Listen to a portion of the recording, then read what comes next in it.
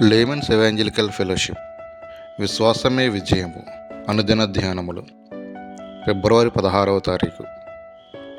సరి అయిన నిష్పత్తి. దేవుని ఎదుట యోగ్యునిగాను, సిగ్గుపడనక్కర్లేని పనివానిగాను, సత్యవాక్యమును సరిగా ఉపదేశించువానిగాను నిన్ను నీవే దేవునికి కనపరుచుకొనుటకు జాగ్రత్త పడము. 2 తిమోతి 2వ అధ్యాయము 15వ వచనము.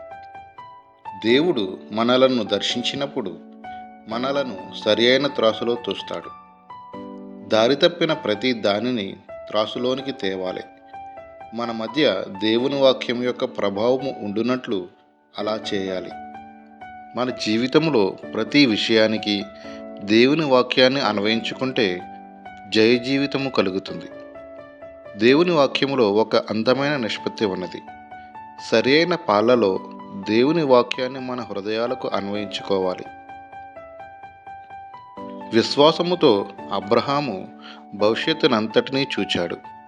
ఇప్పుడు బైబిలులో మనము చూచినదంతా అతడు చూడలేదు, కానీ విశ్వాసముతో వేటిని చూచాడో విశ్వాసంతో వాటిని పొందాడు.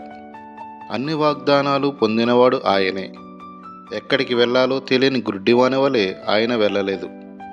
కాబట్టి దేవుని వాక్యమును ఒప్పుకొని నమ్మడానికి ఒక ఆధారము ఉన్నది.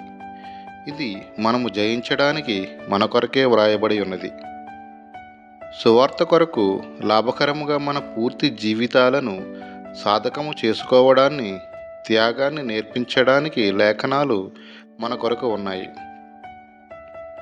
మన జీవితాలలో సత్యము సరైనంతగా ఉండాలి, లేకపోతే మనము ఫలించే క్రైస్తవులుగా ఉండలేము.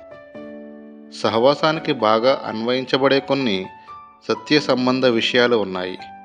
కొన్ని కుటుంబాలు మారు మనసు పొంది తర్వాత ఎలా ప్రార్థన చేయాలో నేర్చుకున్నాయి, కానీ వారు తమ సొంత ఆర్థిక మెరుగు, ఆరోగ్యము, సౌఖ్యమనే ప్రయోజనాల కొరకే ప్రార్థిస్తారు. వారు సమతుల్యాన్ని కోల్పోవడం వలన వారి జీవితములో ఫలము ఉండదు. గుంటనక్కలు చాలా హాని కలిగిస్తాయి. ద్వేషంతో కూడిన ఆయాసకరమైన తలంపులు అసంతృప్తికరమైన తలంపులు నీ ఫలభరిత జీవితాన్ని ఎలా పాడు చేస్తాయో తెలుసుకొనుట చాలా ప్రాముఖ్యమైన విషయము. పాలెములో ఏ ఒక్క సనిగేవాడు ఉన్నా నేను ఇష్టపడను. అతనంతటి తలాంతులు కలవాడైనా సరే, సనిగేవాడైతే అతడు ఒక గుంటనక్క. దానిని మనము పట్టుకోవాలి. గుంటనక్కలను పట్టుకొనుడి అని బైబిలు చెప్పుచున్నది. అవి ఇటు అటు తిరుగుతూ తుంటరి పనులు చేయకుండా ఆపండి. మీకు పరిశుద్ధపరచబడిన నాలుక, పరిశుద్ధపరచబడిన ఆలోచనలు, పరిశుద్ధపరచబడిన ఉత్సాహము ఉండాలి. దేవుని వాక్యము నుండే మనము వాటిని పొందుతాము. జాషువా డానియల్ గారు.